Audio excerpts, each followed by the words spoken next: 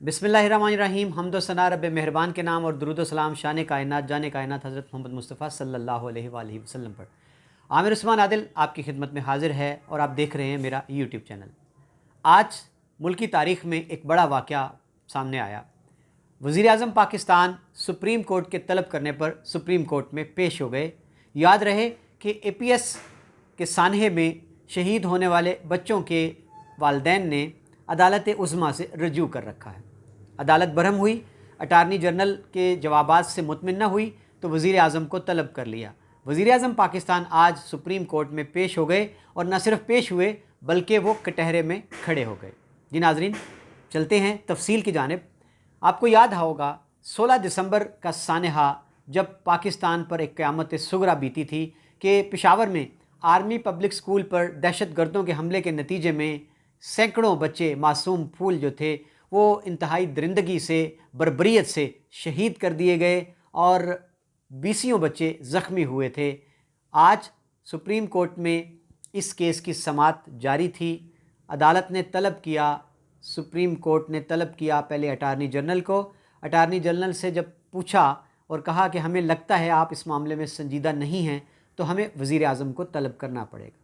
बिलाखिर वज़ीर आज़म supreme court में पेश हुए और वो ना सिर्फ पेश हुए बल्कि अदालत में रोस्ट्रम पर आ गए। कटहरे में खड़े होकर चीफ़ जस्टिस और जो बेंच है 3 रुकनी उसके सवालों के जवाब दिए। जी नाज़रीन, ये 3 रुकनी bench chief justice supreme court of Pakistan justice Gulzar Ahmed, justice Ijazul Hassan और जस्टिस काजी अमीन पर मुश्तमिल था।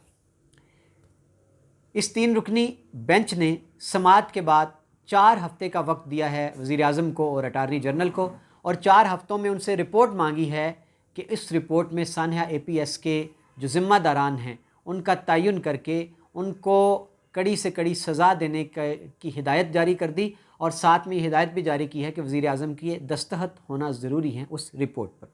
नाज़रीन, आपको बताते हैं अहवाल आज की समाअत का कि अटारनी जनरल ने जब सुप्रीम कोर्ट को बताया, सवाल था सुप्रीम कोर्ट का कि आला हुकाम जो थे उनके ख़िलाफ़ क्या कार्रवाई की गई। आपने सिर्फ नीचे जो चौकीदार थे स्कूल के और जो सिक्योरिटी का अमला था, जो सिपाही थे, उनके ख़िलाफ़ तो आपने कार्रवाई कर दी, लेकिन बड़े बड़े रैंक्स वाले ऊंचे ओहदेदार वो मराआत और पेंशन लेकर चल दिए। इस पर अटारनी जनरल ने जवाब दिया अदालत उस्मा को कि जनाब, जो आला ओहदेदार हैं उनके ख़िलाफ़ कार्रवाई नहीं हो सकती। इस पर अटारनी जनरल पर बरहम हुई अदालत और फिर वज़ीर आज़म से मुकालमा हुआ। जस्टिस एजाजुल हसन ने कहा वज़ीर आज़म को मुखातिब करके कि ऑपरेशन ज़रबे अज़ब का रद्द अमल था ये सानहा APS। सिक्योरिटी की खामियां सामने आईं, हुकूमत ने खातिर खा इक़दामात क्यों नहीं कर रखे थे। चीफ़ जस्टिस ऑफ पाकिस्तान ने सानहा APS को सिक्योरिटी लैप्स करार दिया, और इस मौका पर जस्टिस काजी अमीन ने वज़ीर आज़म पाकिस्तान को मुखातिब करके कहा कि सवाल ये है, पता चला है अखबारी ख़बरों से कि रियासत सानहा APS के ज़िम्मेदारान दहशत गर्दों से मुज़ाकरात करने जा रही है। सवाल ये है कि क्या आप एक और सरेंडर डॉक्यूमेंट पर साइन करने जा रहे हैं? क्या हुकूमत दोबारा हज़ीमत इख्तियार करने जा रही है? चीफ़ जस्टिस ने कहा कि ये मामला जो है ये इंतहाई तशवीशनाक है।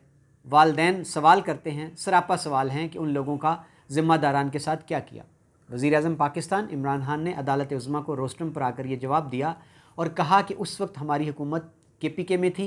मैं सानहे के रोज़ पेशावर चला गया, लवाहिकीन से मिला, उनकी दिलजोई की, और हम ज़्यादा से ज़्यादा ये कर सकते थे कि उनको माली इमदाद दी। इस पर अदालत उज़्मा ने, चीफ़ जस्टिस ने इमरान खान को कहा कि आप ये कहकर इमदाद का, आप उन शहीद बच्चों के वालिदैन के ज़ख्मों पर नमक पाशी कर रहे हैं। वज़ीर आज़म पाकिस्तान ने कहा कि जनाब चीफ़ जस्टिस, आप मुझे सुन तो लें, मेरी बात तो सुन लें।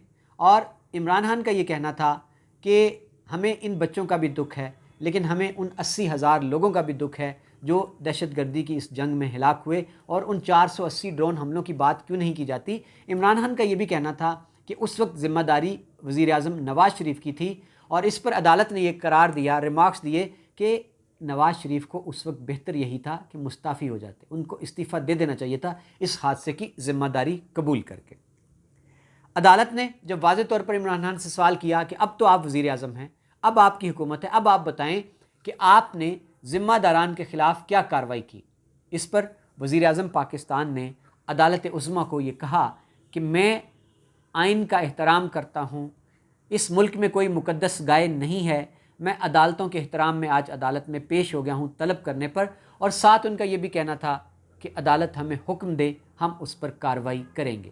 اس پر چیف جسٹس آف پاکستان نے اٹارنی جنرل کو 4 ہفتے کے لیے وقت دیا ہے، مہلت دی ہے اور سماعت ملتوی کر دی ہے، اور ساتھ یہ ہدایت جاری کر دی ہے کہ جب آپ 4 ہفتوں کے بعد یہ رپورٹ لے کر آئیں گے جس میں واضح طور پر تعین ہوگا کہ اس حادثے کی ذمہ داری کن لوگوں پر ڈالی گئی ہے اور پھر ان کے خلاف کس قسم کی تادیبی کارروائی کی سفارش کی گئی ہے، اور ساتھ یہ ہدایت کر دی عدالت نے کہ جب آپ رپورٹ لے کر آئیں گے اس رپورٹ پر وزیر اعظم عمران خان کے دستخط ہونا ضروری ہے۔ جی ناظرین، یہ آج کی ایک بڑی کارروائی ہوئی ہے کہ جس میں سپریم کورٹ میں وزیر اعظم پاکستان کو طلب کیا۔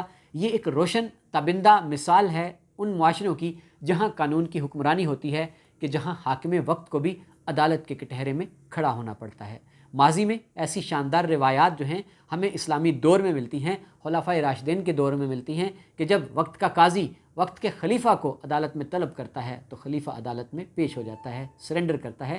آج ایسا ہی منظر دیکھنے میں آیا کہ جب وزیر اعظم پاکستان عمران خان سپریم کورٹ کے طلب کرنے پر عدالت عظمیٰ میں پیش ہو گئے، عدالت کے تمام سوالوں کے جواب دیے، عدالت کو اس بات کی یقین دہانی کرا دی کہ اس ملک میں کوئی مقدس گائے نہیں ہے اور وہ عدالتوں کا احترام کرتے ہیں، آئین کی پاسداری کرتے ہیں، اور انہوں نے مزید یہ کہا کہ جناب چیف جسٹس آپ ہمیں حکم کریں، ہم آپ کے حکم پر کارروائی کریں گے۔